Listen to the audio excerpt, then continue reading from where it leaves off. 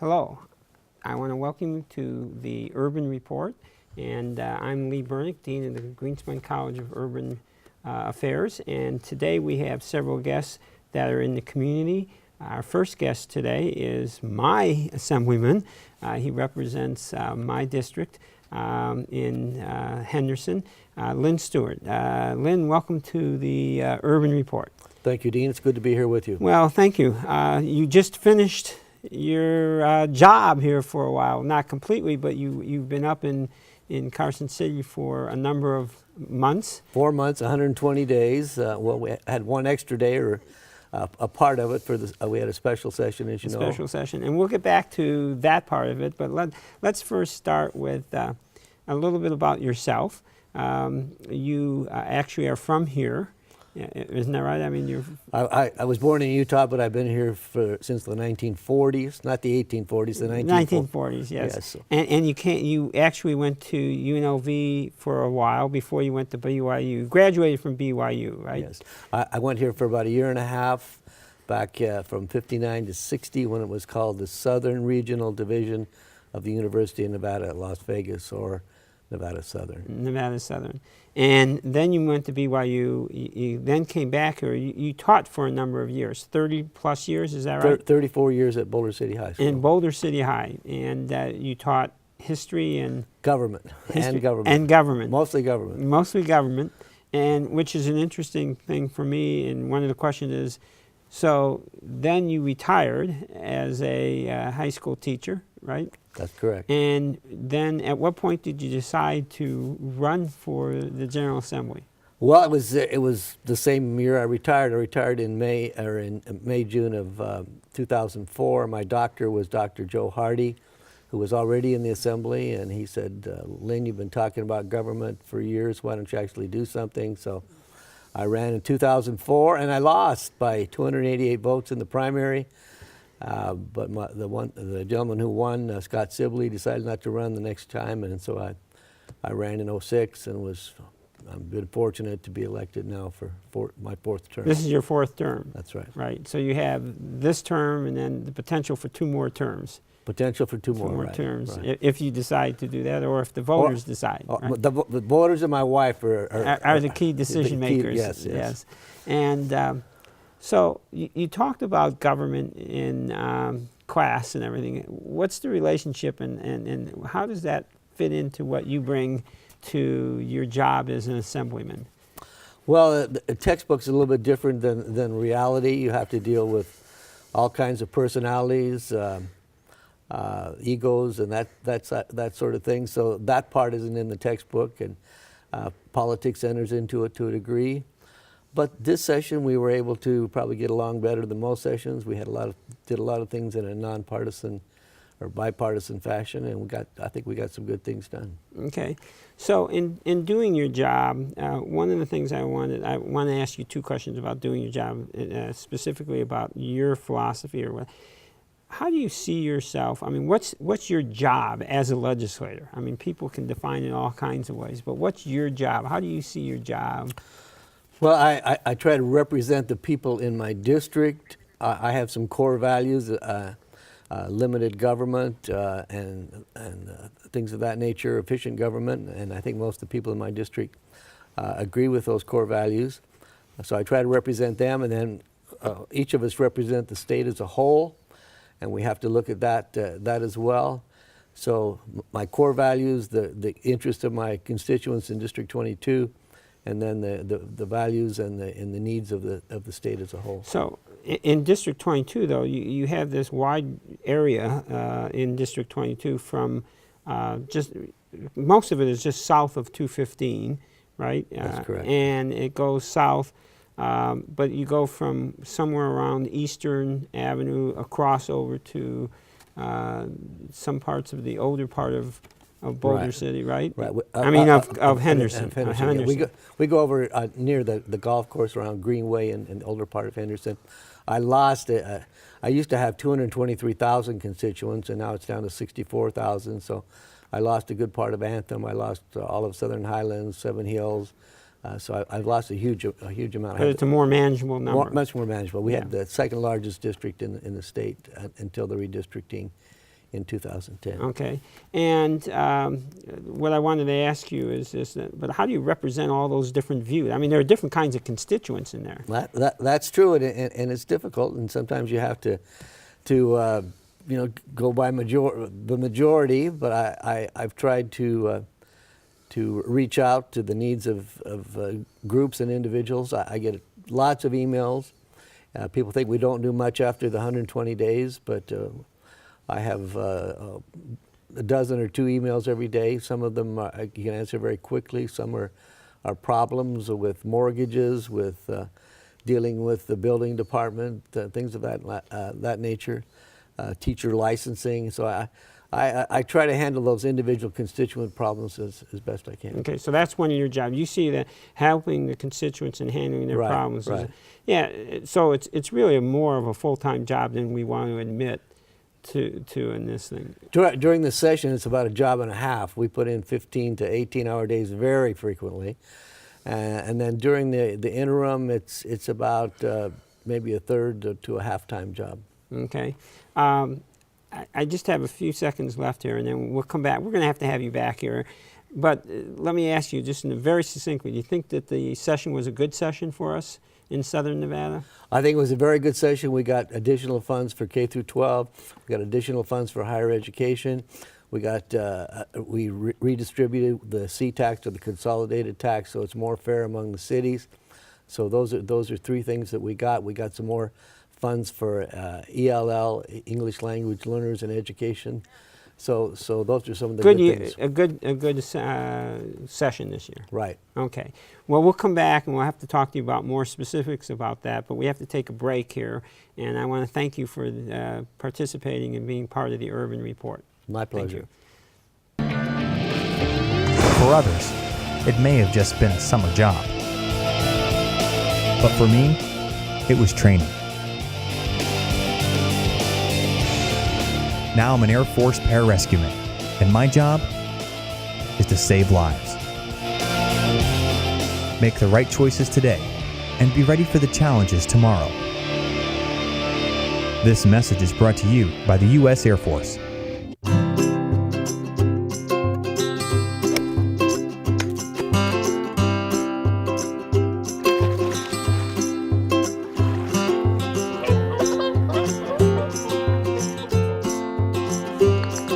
Think you found every hazard out here today? Think again. The spot you missed could be a killer. That spot on your skin could be skin cancer. Fact is, if you're a man over 50, you're in a group most likely to develop skin cancer, including melanoma, the kind that kills one person every hour. 1 in 5 Americans is likely to develop a form of skin cancer during their lifetime. That's why your best shot is to check for a spot. It's easy. Follow through and check your skin. It could be the save of a lifetime. Go to spotskincancer.org to find out how. A message from the American Academy of Dermatology. Winston, just one more inning, Grandma. Ever notice how many things today kids can do without actually moving? A whole lot of things their parents used to do the hard way. So many kids' activities today seem to leave out the activity part, which makes exercise even more important for children. In fact, new research tells us the best time to enhance bone development is during childhood and adolescence. And just getting children to walk an extra 35 minutes a day could spare them the pain of thinning bones later in life. Healthy bones come from healthy habits. Encourage your kids to get up, get out, and get moving. Hello. Hey, Grandma, how about another grape soda? A public service message on building strong bones for kids from the Pediatric Orthopedic Society of North America and the American Academy of Orthopedic Surgeons. Welcome back to the Urban Report. And in this segment, I have another colleague in the sense that he works in the community but works with us at the university, Clark Dumont. Clark, welcome to the Urban Report. Clark has been a friend of the Greenspan College of Urban Affairs for the last year and a half, 2 years. Before that, though, you were in a number of places and did a number of jobs, including, you started out, I think, you went to school at Syracuse, is that correct? My undergrad is out of American University in Washington, Okay. D.C., broadcast journalism degree. I applied that trade for about 7 years in and out of college. Actually was involved when the movie Argo came out. I happened to be in the White House in November 1979 when it was announced about the American hostages being held in the embassy and how they were being mistreated. So I had a small piece in history. That was my story that I broke, as well as when the Hanafis took over Washington, D.C. I happened to be working the desk that day. So wait a minute, what station, were you working in a television station? Sure, radio Radio news. station. Back in the day, Okay. radio news, when radio ruled. Okay. Still does. And so I was working radio in Washington, D.C. with the Hanafis, and then in New Hampshire, which was the first presidential primary state. Okay, so you've been involved in the politics of, in Washington politics, both in D.C. and then in New Hampshire. News coverage. News, yes. So in Right. the peripheries. Yeah. And then healthcare communications for about 25 years with a small company called Blue Cross Blue Shield. Small company, Small yeah. company. And then on the provider side with Nevada Cancer Institute, and then a tour of duty in representing communications for a large defense company, international defense company based out of Washington, D.C. Okay, so but in between all this, or sometime there, you actually went to Syracuse. I did. Right? I did my So master's. you started at American, but you went to Syracuse and got your master's also in communications, journalism. Was it in journalism? Actually, communications management, so communications MBA. Okay. And during then, after that, was that before or after the radio stint? That was after. After the radio stint, and then you worked for Blue Cross, but then you came out here, and you lived out here for how long? I was here 2.5 years. 2.5 years, and then you went back east. That's correct. And then you decided to come back. That's correct. And you are currently, right, though, Vice President for Communications? Corporate Communications. Corporate Communications for? MGM Resorts International. MGM Resorts International. So what do you do as Vice President of Communications at MGM? As little as possible. I have the best job, probably other than what you do every day, which is helping to grow the next generation of leaders. My responsibility is really about engagement, stakeholder engagement, reputational engagement for the company. I have responsibility for internal communications, employee engagement communications. We have 62,000 employees, 50,000 here in Southern Nevada. For executive communications, helping to support our chief executive officer and others in the C-suite with their communication needs, both internally and externally. And then corporate responsibility. Corporate responsibility is very important. It's part of our DNA. What does that mean to be corporate responsibility? Well, it is about doing the right thing. So it ties back to reputation. It's about sustainability. It's about doing the right thing so that your business is sustainable in the long term, and not just here in the short term. And that means balancing all of the needs of your stakeholders so that they all are getting what they need from you. So when you say do the right thing, what does that mean? I mean, is there an example that you would say, oh, well, here's a case where we had to make a decision and we opted to do this because it was the right thing? Yeah, I think so, absolutely. First of all, it is about, in the first case, we're a leader in the area of diversity and inclusion. Back in the late 1990s, early 2000s, we realized that we were not a very diverse organization, and yet we needed to be in terms of reflecting our customer base. And so that is an area that we have focused on, and we've received a number of recognitions for that. Community engagement, philanthropy, we are only as healthy as the health of our community, which will lead us to why I'm helping you out and helping the Greenspun School. And then thirdly, in the area of environmental responsibility, we only have one Earth, and we need to make sure that we're doing the best that we can to nurture and steward those resources. And for Las Vegas, that means having Las Vegas be a sustainable destination.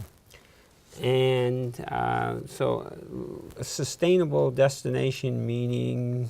Meaning that it's a place that you can come where you can have experiences such as the Bellagio fountains, but know that we are nurturing and stewarding and taking care of that rare resource that we have here, water, in a very responsible way. So we shouldn't worry about how we're misusing the water at the Bellagio. Is that? Oh, that's right, because we could get into it in further detail, but the water, by example, that fuels, if you will, the fountains, which attract people here, and they have their photos taken in front of it, does not come from the public water supply. Actually, it's from an aquifer, and we work with the O Theater to recycle that water. So we're always making sure that we are getting the most out of that natural resource. Okay. And you say you have 50,000 employees here, and part of your job is to make sure the organization is communicating with those 50,000 employees. Is that? Right. So culture starts at the top. Jim Murren is the chairman and CEO, as you know. He believes that in order to make sure that we're going to be a highly performing organization, everybody needs to know the direction that we're going in and why. And so we communicate regularly with our employees. He does a regular blog to employees, telling them here's what he's thinking, here's the direction that we're going.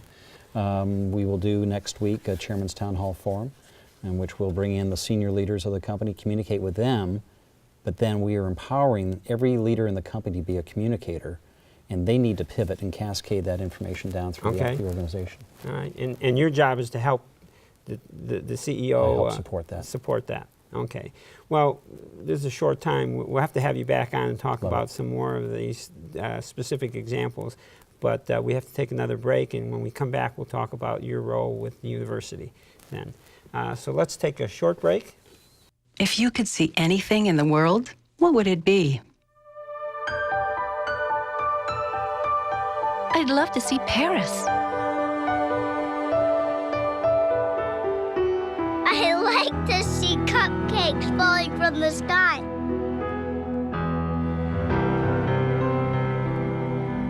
My daughter, married and happy. I want to see things the way I used to. Chances are, someone you love may one day be affected by macular degeneration or glaucoma. Log on to seeabettertomorrow.org or call 1-800-437-2423 to learn about glaucoma and macular degeneration.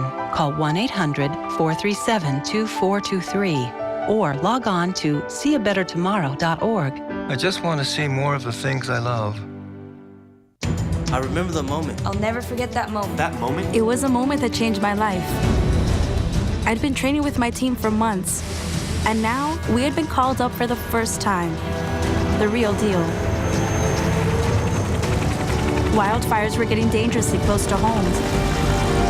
At that moment, I got my first taste of just how important the Guard is to my community.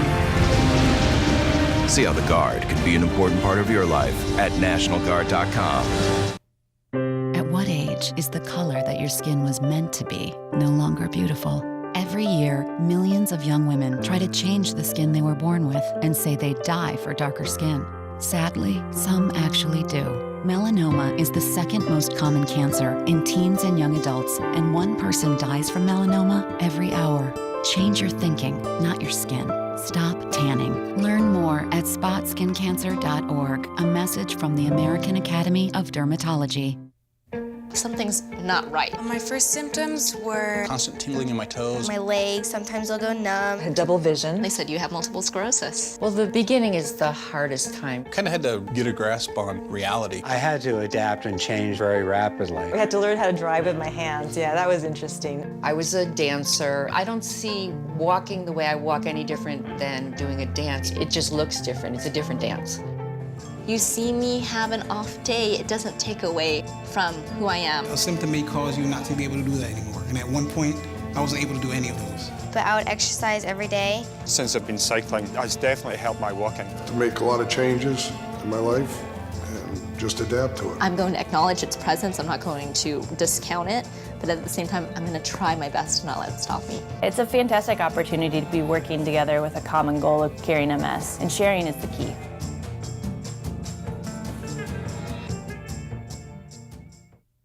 Welcome back to the Urban Report, and I want to reintroduce you to our guests for today, Assemblyman Stewart and Clark Dumont, Vice President of Communications, is that right, at MGM. And in this segment of the report, I want to talk about something that I find is very valuable for us at in the Greenspan College of Urban Affairs. It's our advisory board, and both of you serve on the advisory board and offer to participate in. And I wanted to ask you a little bit about how you see your role in the advisory board, how you got on the advisory board, and then the relationship that you see for the university and the community. Those are sort of important kinds of things for us. So if I can start out with you, Assemblyman Stewart, the advisory board. Yeah, I got involved through Monica Muradkin. She was our caucus director for the Republican caucus in the Assembly for 3 sessions, and she has a way of encouraging people to get involved in activities that she's involved in. And when she started working for the university, she commandeered me into it, and I was very pleased that she did. I've enjoyed working with you and with people like Clark. It's been a very enjoyable thing. Like we said in the previous session, I go back with the university back to the 1959, 1960 when I was here, when there were 3 buildings here, so it's been my privilege to see it grow. It's a very vital part of the community, and I hope I can contribute a little bit to seeing that growth continues. Well, we hope so too. Clark, I want to say that you actually serve on another advisory board for a university out east, and you still agreed to participate with us. We ran into each other by chance at a meeting and started talking. And how about telling us a little bit about your involvement in or getting involved in the advisory board for the college? Well, it's a pleasure to be involved to begin with. It's an honor, and I get to meet great people here. Education to me is fundamental. I had an aunt who was a 6th grade public school teacher for 44 years in southern New Hampshire, about an hour north of Boston. My wife is a teacher, was in special education for 33 years. And so education is something that I really embrace. And it's about helping others to understand that the way forward is really about around education. And education, I think, also is about institutions such as the Greenspan School is about bringing people together. And so it was an honor for me. I am on a Dean's Advisory Council out east at George Washington University. I didn't go there. Our money went there. It's where our younger son went to school. And it yields tremendous results in terms of helping make life better and growth.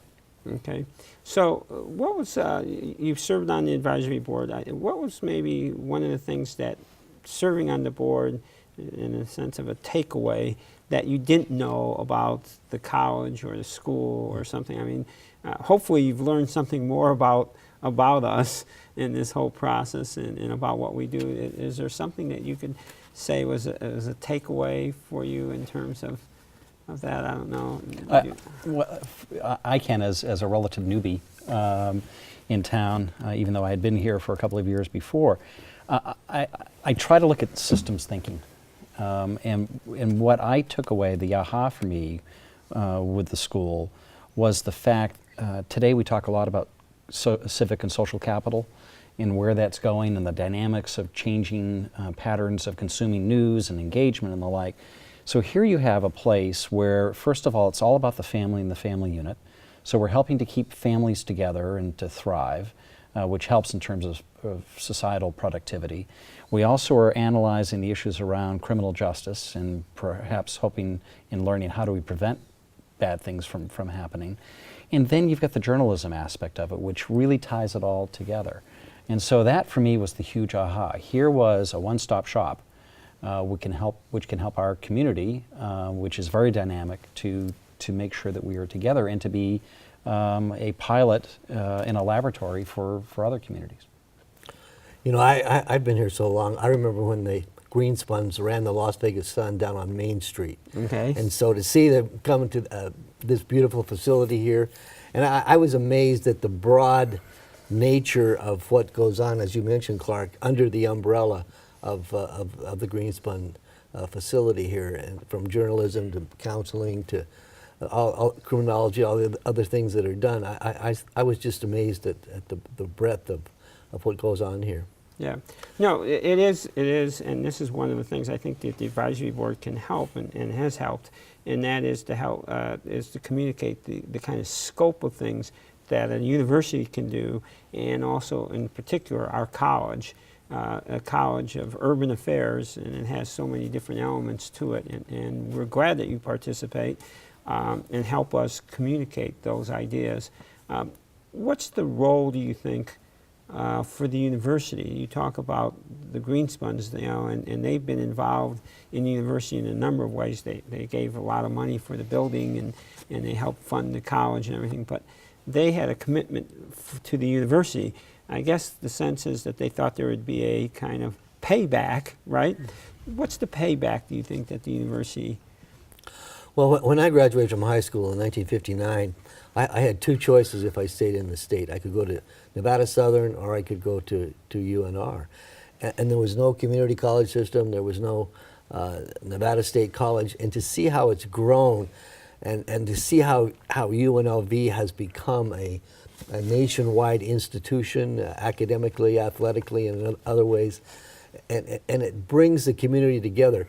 When I grew up here, education was so limited, and I remember they brought in some great professors, Malcolm Graham, Ingrid Moe, John Wright, to found this institution, and I had the privilege of having them, most of them, for instructors, and now a lot of the buildings are named after them. So this has become sort of the linchpin of education and of culture in Nevada, and in southern Nevada particularly, that we need it so badly. Okay.